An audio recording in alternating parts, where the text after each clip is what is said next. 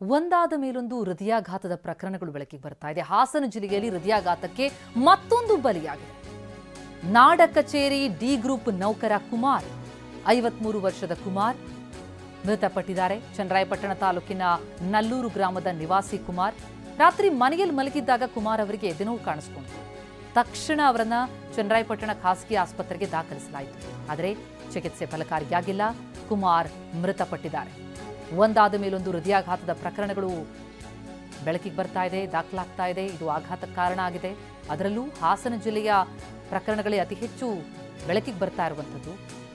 ಪದೇ ಪದೇ ಯುವಜನತೆ ಹೃದಯಾಘಾತಕ್ಕೆ ಬಲಿಯಾಗ್ತಾ ಇರುವಂಥ ಪ್ರಕರಣಗಳು ಕಂಡು ಬಂದಿತ್ತು. ಈಗ 53 ವರ್ಷದ ನಲ್ಲೂರು ಗ್ರಾಮದ ನಿವಾಸಿ ಕುಮಾರ್, ನಾಡ ಕಚೇರಿ ಡಿ ಗ್ರೂಪ್ ನೌಕರ ಕುಮಾರ್ ಮೃತಪಟ್ಟಿದ್ದಾರೆ.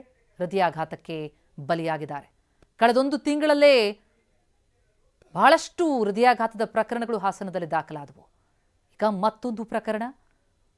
ಇತ್ತೀಚೆಗೆ ಹಾರ್ಟ್ ಅಟ್ಯಾಕ್ಗೆ, ಕಾರ್ಡಿಯಾಕ್ ಅರೆಸ್ಟ್ಗೆ ಬಲಿಯಾಗ್ತಾ ಇರೋರ ಸಂಖ್ಯೆ ಹೆಚ್ಚಳವಾಗ್ತಾ ಇದೆ. ಜೀವನ ಶೈಲಿನ ಯಾವ ಕಾರಣಕ್ಕಾಗಿ ಈ ರೀತಿ ಹೃದಯಾಘಾತ ಪ್ರಕರಣಗಳು ದಾಖಲಾಗ್ತಾ ಇದೆ? ಮೃತಪಡ್ತಾ ಇದ್ದಾರೆ ಜನ. ಬೆಳಗ್ಗೆಯಷ್ಟೇ 2 ಪ್ರಕರಣಗಳು ದಾಖಲಾಗಿದ್ವು. ಈಗ ಮತ್ತೊಂದು ಪ್ರಕರಣ.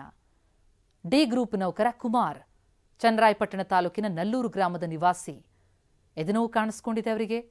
ಆಸ್ಪತ್ರೆಗೆ ದಾಖಲಿಸಿದ್ದಾರೆ ತಕ್ಷಣವೇ. ಆದರೆ ಚಿಕಿತ್ಸೆ ಫಲ ಕೊಡಲಿಲ್ಲ. ಅದರಲ್ಲೂ ಮಹಿಳೆಯರು ಹೃದಯಾಘಾತಕ್ಕೆ ಬಲಿಯಾಗ್ತಾ ಇರುವಂಥ ಪ್ರಕರಣಗಳು ಕೂಡ ಅತಿ ಹೆಚ್ಚು ಕಂಡು ಬರ್ತಾ ಇದೆ. ಮುತ್ತಯ್ಯ, ಲೇಪಾಕ್ಷಿ ಇಬ್ಬರು ಹೃದಯಾಘಾತಕ್ಕೆ ಬಲಿಯಾದಂತಹ ಸುದ್ದಿ ಬರಸಿಡಿಲಂತೆ ಬಂದಿತ್ತು. ಅದು ಮಾಸೋ ಮುನ್ನವೇ ಮತ್ತೊಂದು ಆಘಾತ. ಅದು ಡಿ ಗ್ರೂಪ್ ನೌಕರ ಕುಮಾರ್ ಹೃದಯಾಘಾತಕ್ಕೆ ಬಲಿಯಾಗಿರೋದು. ಈ ಹೃದಯಾಘಾತ ಪ್ರಕರಣಕ್ಕೆ ಸಂಬಂಧಪಟ್ಟಂತೆ ಸಿಎಂ ಮಾತನಾಡಿದ್ದಾರೆ. ಇದಕ್ಕೆ ಕಾರಣ ಏನು ಅಂತ ಪತ್ತೆ ಹಚ್ಚಬೇಕು. ಕಾರಣ ಪತ್ತೆ ಹಚ್ಚಿ ಪರಿಹಾರ ಕೊಡಬೇಕು ಅಂದಿದ್ದಾರೆ ಸಿಎಂ. ಮೈಸೂರಿನಲ್ಲಿ ಈ ಬಗ್ಗೆ ಮಾತನಾಡಿದ್ದಾರೆ. ಈಗಾಗಲೇ ಈ ಬಗ್ಗೆ ವರದಿಯನ್ನು ಕೂಡ ತರಿಸ್ಕೊಳ್ಳೋದಕ್ಕೆ ಅವರು ಮುಂದಾಗಿದ್ರು.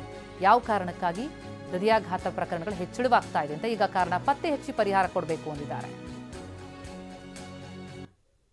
ಕಾರಣ ಏನು ಅಂತಕ್ಕಂಥದ್ದನ್ನು ಪತ್ತೆ ಹಚ್ಚಬೇಕು. ಆ ಕಾರಣಕ್ಕೆ ಪರಿಹಾರ ಕಂಡುಹಿಡಿದಿರ್ತಕ್ಕಂಥದ್ದನ್ನು ಮಾಡಬೇಕಾಗ್ತದೆ. ನಾವು ಅದಕ್ಕೆ ಕಾರಣ ಏನು ಅಂತಕ್ಕಂಥದ್ದನ್ನು ಪತ್ತೆ ಹಚ್ಚಿ ಅದಕ್ಕೆ ಪರಿಹಾರ ಮಾಡ್ತಕ್ಕಂಥ ಕೆಲಸ ಮಾಡ್ತೀವಿ. ಕಾರಣ ಏನು ಅಂತಕ್ಕಂಥದ್ದನ್ನು ಪತ್ತೆ ಹಚ್ಚಬೇಕು.